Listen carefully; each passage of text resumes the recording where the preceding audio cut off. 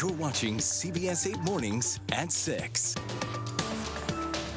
I have a few pinstripe suits, but none quite like this. It's a good one to keep, yes. Wear this all day today. Here. If you're deciding what to wear, we got you covered. Gold and brown all the way. Brown and gold, baby. Yes, from head to toe here today, because we got to help support our Padres here. Glad you're with us at 6 a.m. on this Friday. I'm Eric Connors. And I'm Nadia Rampur. Yeah, put all the Padres gear you have on to make sure the team knows. We got their backs in That's L.A. Evan Naradi joining us. Tonight, I think downtown's going to get packed again. Yes. Because who wants to go all the way to Dodger It's Stadium? $5 for those No, Gallagher thank you. Square tickets, right? $5. Yeah. Pretty easy to get down there. This is going to be the night where temperatures are once again sliding, tumbling a bit into the overnight stretch, but at least we have that little bit of an earlier start to the game. You'll get a little bit of the sun. For the early morning hours today, we're dealing with quite a bit of fog. So notice from Oceanside all the way down through Kearney Mesa, we are at about a third of a mile. North Island, same situation. Downtown San Diego right now is at about 2 miles of visibility. It's going to help keep the temperatures along the coast a bit more mild, but look at how much warmer it is inland. 94 inland, 89 for the mountains, and 104 out there for the deserts. Coming up, we'll talk about a cool down that we're going to enjoy throughout the weekend. Back to you. All right, a good weekend. Thank you very much, Evan. And now this morning, the Padres back in Los Angeles for this winner-take-all Game 5 against the Dodgers. Yeah, whoever wins today will go on to the National League Championship Series. CBS 8's Regina Urita live at Petco Park with a preview of this crucial game. We just talked about the Gallagher Square tickets. The lucky folks who got those, it's sold out now. What a good deal. Yeah, and I'm not surprised about that. I mean, after that dreadful loss during Game 4, I think we're all fired up, especially because a spot in the NLCS is on the line. So right now, the Dodgers and the Padres, as we know, are tied 2-2, and it is win or go home for our Friars in this decisive Game 5 of the NLDS. We actually talked to the Padres manager, Mike Shildt, who gave us an insight on who will be our starter. It operates their own club the way they operate it. I don't, we're more like the Vince Lombardi power suite. Here it is. Here's Hugh Darvish is going to start. Here's our lineup. Our lineup was pretty good for 10 runs, 6 runs, 5 runs. This is who we are, and we're going to compete and execute. And as far as the Dodgers, they have since announced that Yoshinobu Yamamoto will start for tonight. The Padres, as you heard, have slinging friar Yu Darvish on the mound for the game. This will be Yu's 7th game back after missing a 4-month stretch of the season. He pitched Game 2 of the series in LA, dominating LA, throwing 7 innings and giving up just 1 run. Of course, a repeat of what we saw in LA for Game 2 is something that we as Padres fans can all hope for. But last night, the Padres had a 2-hour workout at Dodger Stadium. They have been making final preparations for deciding Game 5. Now, after tonight's game, the winner advances to play the New York Mets in the National League Championship Series. So back out here, we know that the first pitch is at 5:08 p.m. As far as here in Petco Park, there is going to be a big watch party at Gallagher Square, but unfortunately, those tickets have sold out. So you can imagine just how crowded and electric it's going to be here in downtown. And of course, at Dodger Stadium, I know that there's a lot of people coming who actually are going to the game as well. So either way, I know, but I mean, people want to be at that game. It's an intense and definitely electric game tonight. Yeah, and it would be great to see all the gold out there at Dodger Stadium, taking over that blue. Nice there too. Just checked about $200 for tickets there at Dodger Stadium if you're interested in up in the nose. Make that trek. Leave now because you know traffic. Yeah, after a day in traffic. Thank you for that, Regina. Yeah. And I had the chance to talk to former Padres and Dodgers player and Senate candidate Steve Garvey. I asked him who he thinks will win. And it's going to boil down to, on Friday night, probably late innings, who has that courage to step up when, especially the Padres, when 56,000 people are yelling against you, kind of like running for the U.S. Senate in California, and to step up and focus on the issue at hand, and that's winning the game and doing it. Sometimes it may be a bunt, maybe a walk-off. When it's all said and done, the controlled aggressiveness of focusing on the moment and not letting distractions will probably be the key. And these are veteran players, but when a season's on the line and possibly history, you'll see who steps up. He also thinks whoever's starting pitcher goes the longest likely has the better chance. Well, we got you. So we there do you go. have you, yes. Our sports team will be live in Los Angeles today. Stay with CBS 8 for the latest. You can also go to our website, social media pages, and CBS 8 app.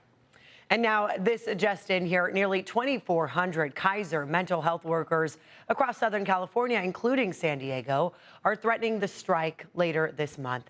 That's if their contract demands are not met. The union says their contract expired September 30th. They're demanding better pay, a restoration of pensions, and better working conditions. Contract negotiations are expected to continue next week. In a statement, Kaiser says they believe we can reach an agreement without a strike, and should it occur, they'll continue to provide care as normal. More than 5 months now after firing its former superintendent, Poway Unified School District has named its new leader. Dr. Ben Churchill has served as the superintendent of the Carlsbad School District for the past 8 years. He will replace Marianne Phelps, who was fired in April.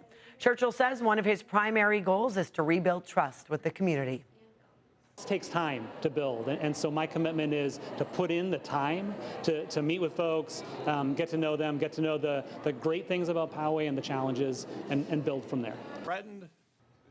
Now Churchill will take over on December 2nd. An alert here to train passengers. Tomorrow, train service between Oceanside and San Diego will be halted for a full rail closure in Del Mar. It's expected to last all day Saturday. Sandak crews will be working to stabilize the Del Mar bluffs. Normal service expected to resume on Sunday. This comes as the communities of Del Mar and Solana Beach weigh 3 plans by Sandak to reroute the tracks away from the crumbling bluffs. Now to Florida. This morning, Hurricane Milton is being blamed for at least 16 deaths. The storm spawned at least 20 tornadoes. The governor says more than 300 people were rescued, including a 14-year-old boy after he was spotted floating on debris. Residents returned to get their first look at the destruction. It's gonna come and just rip away your whole life. You don't think about that. Home is gone. So home ain't home no more. So yeah, I'm very emotional. Oh, yeah, you can hear that in her voice. President Joe Biden is calling on Congress to pass a supplemental bill to give more emergency funding to disaster relief.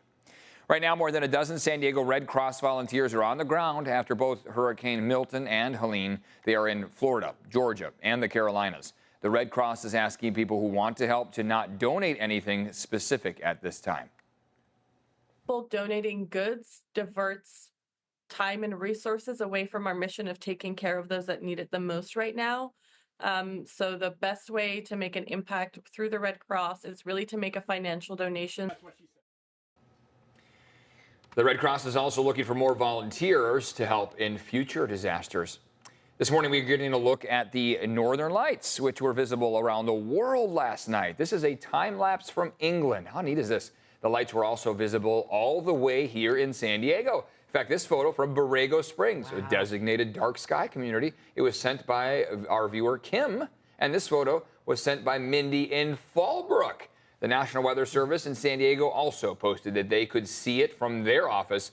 The Northern Lights have been more active than usual because the sun is near the peak of its 11-year cycle, causing more solar storms. The storm is subsiding, but there's a chance people could see the lights again today. Okay, Keep very your nice. eyes to the skies. Sleep is overrated. Stay up all night and watch that. That's yes, really nice. That's our motto on the morning show. My mom just texted me and said that she liked my color combo, and I said, Mom, take note of everyone. Yes. And she said, oh, I see. Connecting the dots. So here we are, all wearing watching. our Padres colors. If anyone at home did not pick up on that. But we encourage you to do so as you're headed out to work as well.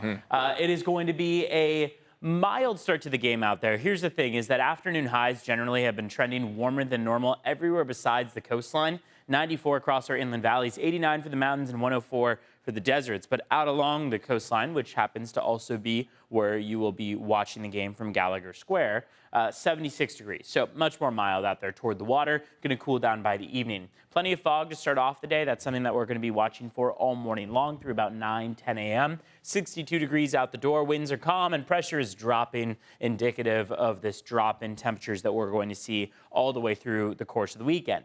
So today is the standout warm day, and then temperatures will slide day to day moving forward. This afternoon, 92 for Santee and El Cajon, 86 for La Mesa, 82 down in San Ysidro, 75 for San Diego, 71 for Pacific Beach. La Jolla is much cooler at 66 degrees this afternoon, 66 for Encinitas, 82 for Vista, 81 up at Palomar Mountain in Ramona, shooting for the 90s again this afternoon. So it just goes to show that as you leave the coast yet again, we're encountering those still pretty warm temperatures, triple digits still holding on across the deserts. But next 10 days shows a pretty dramatic slide in temperatures between now and the middle of next week. Going from the middle of next week into the following weekend, we could see another minor climb in temperatures. I'd say don't focus in on that quite yet, just because it's still relatively far out. Next about 5 days are a lot more certain than the secondary 5 days, which means that this slide in temperatures is pretty much surefire. The big question on hand is how far below average will we be by the time we get to about that Wednesday, Thursday stretch. Let's take a look at traffic. Looking at your roads, we have seen that fog has been the biggest issue, but on the southbound 163, just south of the 8, it's actually smooth sailing this morning. Not seeing a lot of trouble out there related to fog or volume on the roads. Let's check in on your border wait times, where so far it has been also a pretty quiet start to the morning. San Ysidro Port of Entry, look at that, just a 30-minute wait. Otay Mesa Port of Entry going to only take you about 45 minutes in total. Back to you.